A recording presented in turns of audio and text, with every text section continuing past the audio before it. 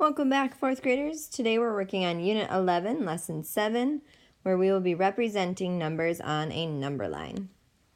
So first we're going to review number lines and fractions, but this time instead of finding exact locations, we're going to estimate the position of each fraction on the number line below, and we'll plot and label a point for each number.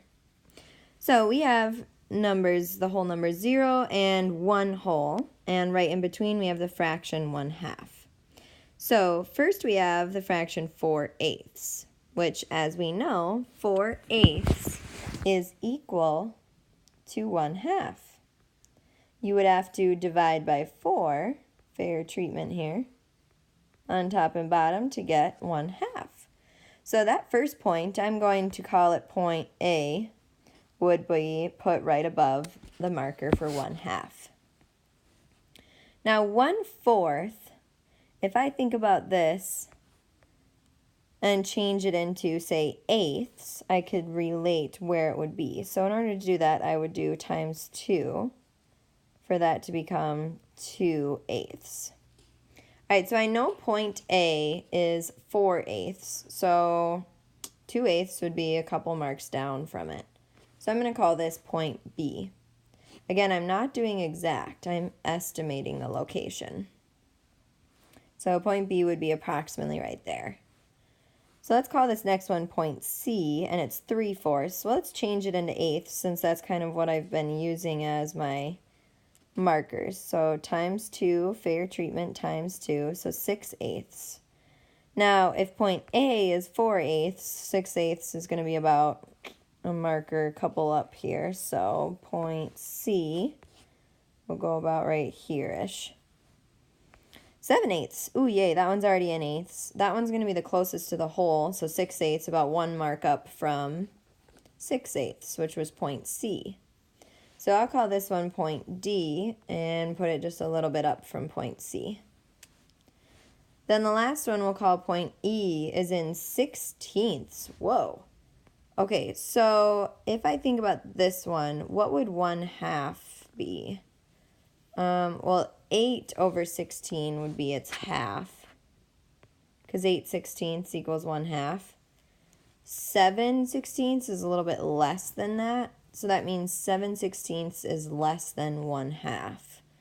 So I'm going to put it in like approximately right here. Again, I'm estimating these locations. Now we're going to talk about number lines and decimals. So we are going to estimate the positions of each decimal number on the number line below. Now this number line below has the numbers between the whole number 1, say $1, and the whole number 2, say $2.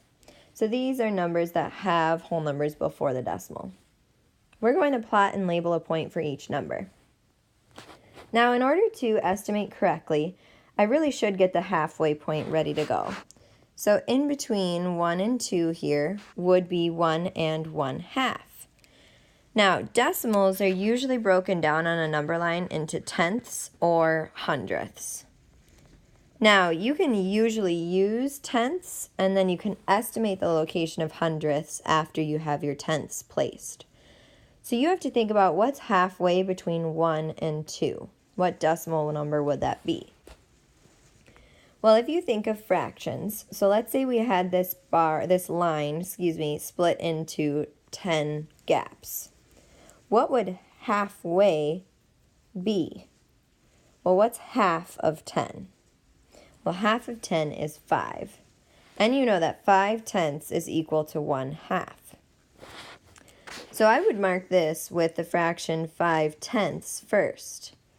Now you think to yourself, do I know that decimal? Well, let's find out. If I put my 10 down, decimal point 5. So 0.5 is equal to 1/2 and 5/10. This is a universal decimal that you'll probably want to memorize. That 0.5, 5/10 is the fraction 1/2.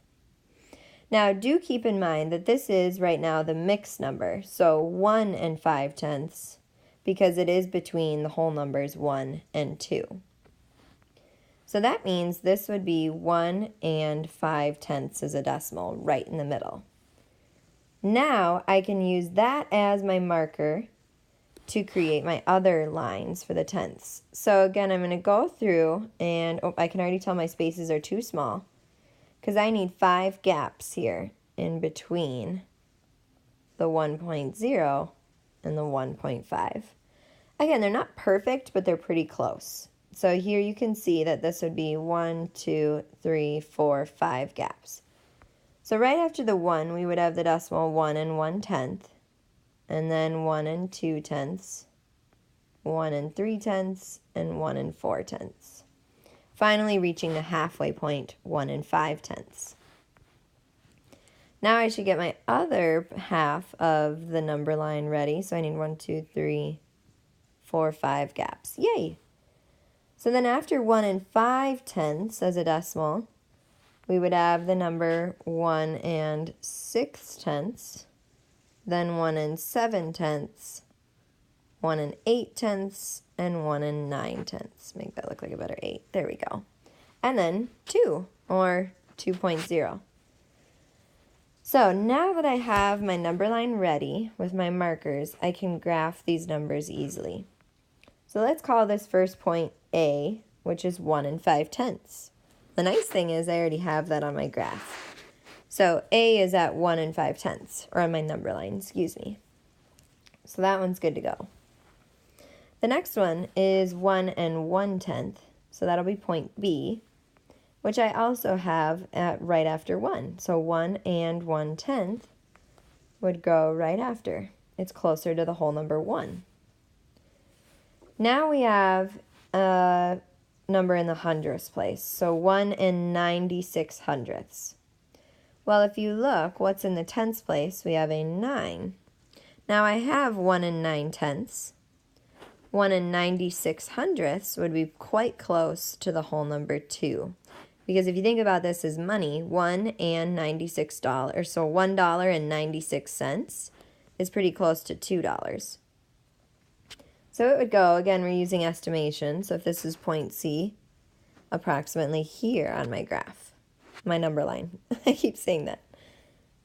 Let's look at the next one. So again, we have hundredths, so 1 and 65/100ths. Well, if this is $1.65, it would go right in between the $1.60 and the $1.70. It would go smack dab in the middle of those two, actually. 1.65 would come right here. So I'll call that point D and place it here on my number line. Then we have 1 and 37/100ths. So the 3 in the tenths place, so here's 1.3, 1 and 3/10. And because it's 37 cents, that would come pretty close to about 40 cents, so $1.40. So I'll put it right about there. And I'll call this point E. So again, I recommend always splitting your number lines into tenths and using those markers to help you graph your decimal numbers on the number line. Now, let's say we have to represent these numbers on a number line, and we're going to estimate the positions on the number line below and plot and label a point for each number. What happens when they're mixed fractions and decimals? I recommend, more than anything, changing fractions to decimals. Now, there's a really cool trick for doing that, and you get to use a calculator to do it. Now, a calculator is a handy-dandy tool, and the way that you use these calculators to change fractions to decimals is you use division. Now, I've been telling you from the beginning of the year that fractions are division.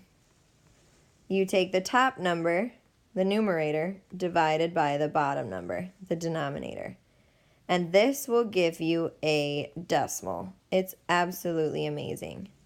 So as an example, we have the number 1 and 3/8, which remember the whole number would look like $1, so decimal point for the word and. Now in order to find 3/8 as a decimal, you take the top divided by bottom. So this calculator unfortunately isn't interactive, I wish it was, but I do have my calculator sitting right next to me ready to go.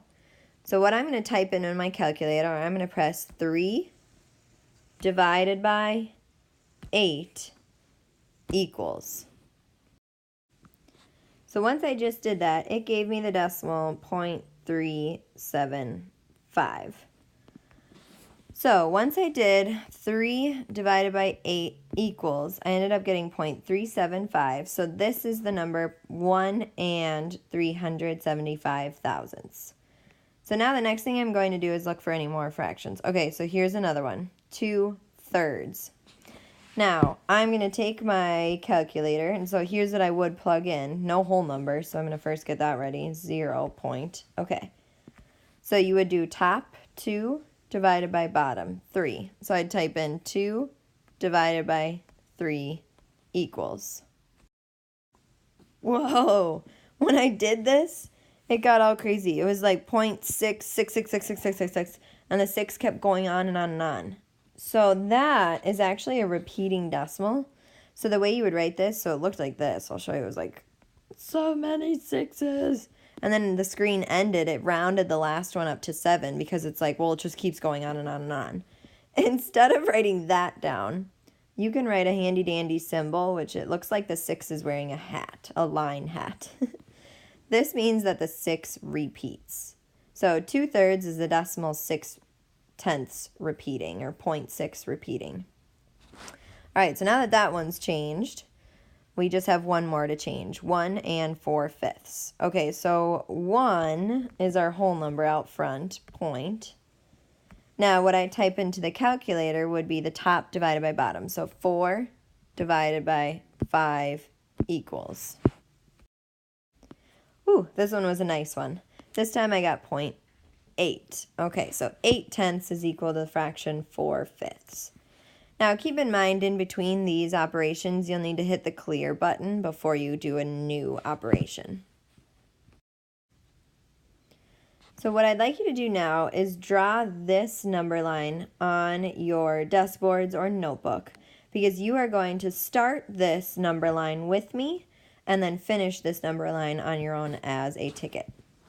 So we have 0 as our first number and 2 as our last number. Well, what would come right in the middle between 0 and 2? I hope you said 1, which you are correct if you did.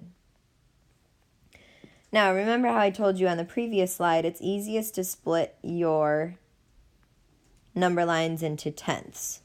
So what I'm going to do then is split first in half, approximately. So this would be 0 and 5/10, which remember is equal to the fraction 1/2. So 0 and 5/10 would go here. And then right in the middle between 1 and 2 would be the decimal 1 and 5/10, or 1.5.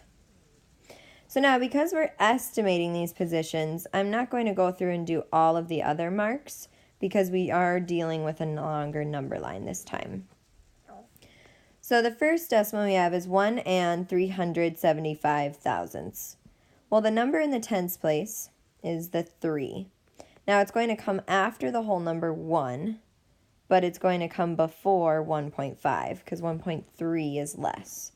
So I would put it right about here, in between the 1 and 1.5. So let's label that with an A. So on yours, you'll put it right about here as well. For the next one, 1 and 24 hundredths, again, it's after the 1, and it's a little bit less than the decimal we just had, because this had 3 dimes versus only 2. So this one will come a little bit before that. So I'll label this with a B and place it right before it. The next one was the fraction 2/3, which we used our calculator to change it to the decimal 6 repeating. So 0.6 repeating is going to come after 0.5. So I'll put it right about here, just a little bit after 5/10. And we'll label this one with a C. For the next one, keep in mind there's no whole number, so you're going to graph 73 hundredths. So for your ticket today, I want you to label point D, approximately where it would go. And then finally, we'll call 1 and 8/10, which remember is equal to the fraction 1 and 4/5. I want you to label that with the letter E on your number line.